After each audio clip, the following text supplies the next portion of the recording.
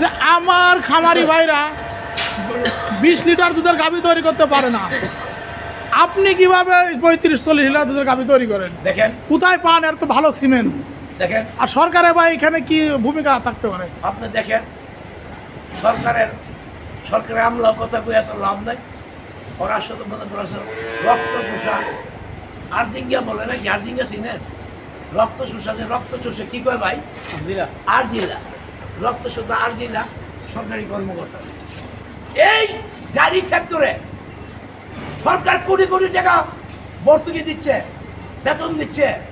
আপনার সাংবাদিককে আপনারা প্রশ্ন করতে চাই, কয়জন ডাক্তার খবর নিচ্ছে যে ফার্মের কি অবস্থা আছে, বাংলাদেশের গাড়ি সেক্টর ওরা কিভাবে বেঁচে আছে, ফেডিং ওরা করে কিভাবে বেঁচে আছে।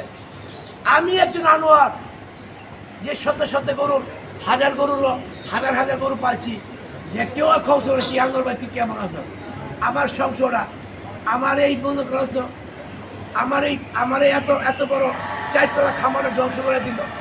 একটা লাইফ স্টাইল লোক দাঁড়ায় নাই যে মেসেজ বলা নিয়ে আপনারা কি করছেন, আমাদের দেশের সম্পদ, রাষ্ট্রের সম্পদ নষ্ট করছেন, কেউ কয় না।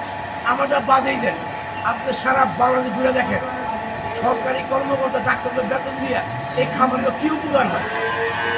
একটু উপকারও হয় না। ডাক্তারের লোক আছে কোটি কোটি টাকা ব্যয় করতেছে।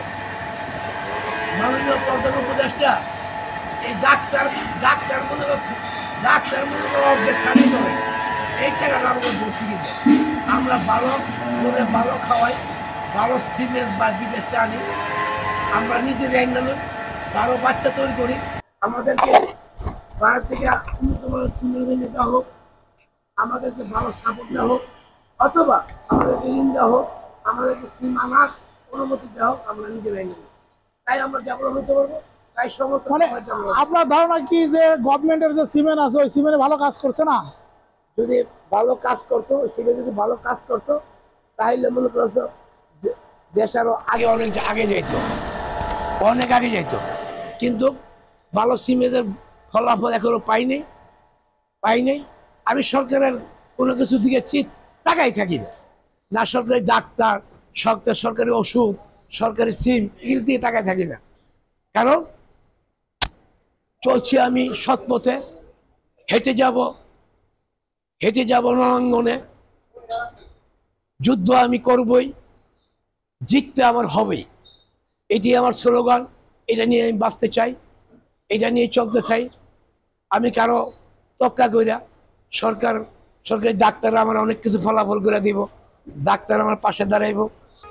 আর কেঁদো না বাংলার কৃষক, ফোটাও মুখে হাসি, তোমরা দেশের আশ্রয় নায়ক, বলবে বিশ্ববাসী।